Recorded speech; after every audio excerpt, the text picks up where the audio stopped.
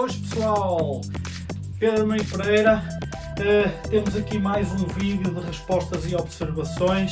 Vamos falar sobre luzes de crescimento. Um vídeo muito curto sobre este assunto.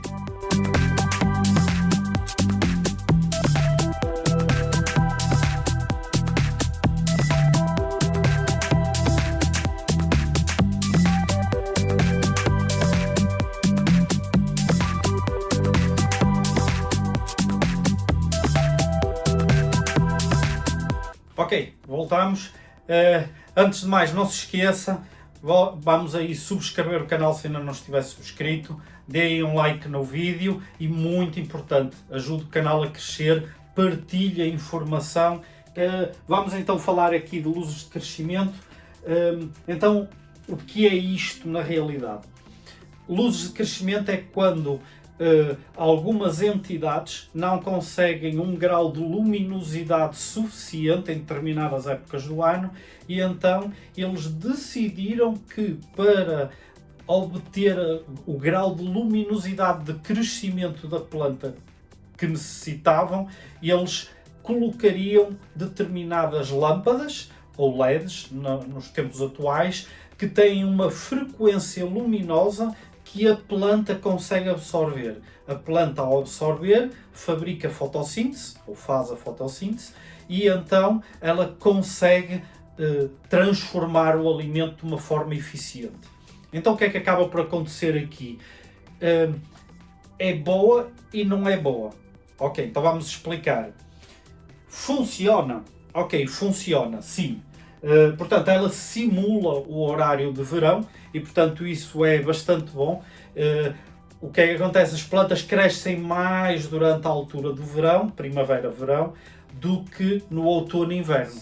Se deixarmos na natureza, nós na altura do inverno temos aquela quebra natural, mesmo que a planta esteja a crescer numa estufa, se o grau de luminosidade for inferior, ela quase deixa de crescer.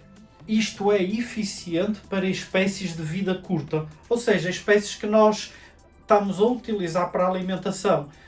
Alfaces, feijão, repolho, o que seja. Tudo que forem espécies de vida curta realmente é muito eficiente e acaba por ser recomendado. Só que a cor, textura e o sabor acabam por ser sacrificados. A cor deixa de ser aquela cor. Quem é que já comeu morangos, por exemplo, de estufa, sabe isso perfeitamente. Um morango que cresce no exterior é muito mais vermelho do que aqueles que crescem numa estufa durante a mesma época em que estão os dois a crescer par a par. Aquilo que se nota é que o morango em estufa, as luzes de estufa, não são suficientes para o morango criar aquela pigmentação. Então o que é que eles fazem? Eles, junto com o fertilizante, que já vamos falar, eles adicionam um pigmento para que o morango fique mais vermelho. Da mesma maneira que a ervilha fique mais verde, que a alface fique mais verde, eles adicionam pigmentos. Ok. A textura. A textura também é algo que é sacrificado. Um morango que cresce no exterior, por exemplo, ele é suave, ele quase que se desfaz na boca. Enquanto que os que crescem com luzes de crescimento dentro de uma estufa, eles são mais duros, eles parecem que têm uma pequena fibra, custam mais a comer. O sabor nota-se perfeitamente.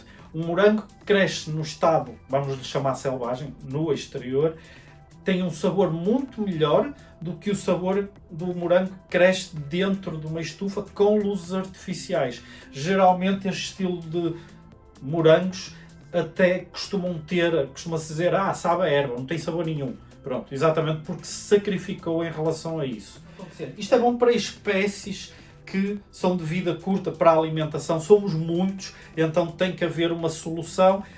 A estufa fica a funcionar com luzes mais tempo do que nós conseguimos obter com luz solar. Ou seja, enquanto que nós, vamos fazer de conta, temos cerca de 8 a 9 horas de sol por dia, num estado ideal de tempo cá fora, numa estufa nós conseguimos ter 12 horas de sol. E o que acaba por acontecer, ou mais, geralmente eles põem mais, o que acaba por acontecer é que a planta cresce durante mais tempo. Tudo isso tem que ser feito depois com a parte da necessidade de adicionar fertilizantes bastante completos, porque senão os vegetais que eles estão a cultivar não são grande coisa. Agora, o que é que isto quer dizer para bonsai?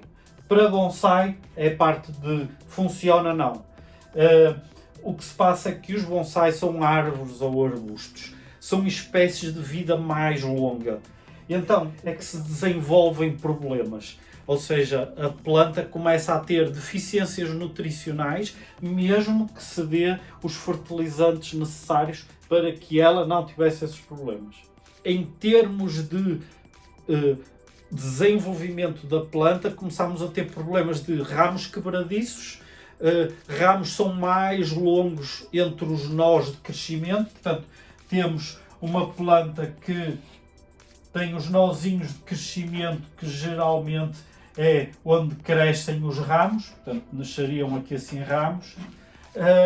Estes nós de crescimento na natureza, mas com luz artificial nós teremos nós de crescimento bastante mais longos, mesmo que nós consigamos imitar melhor a luz do exterior.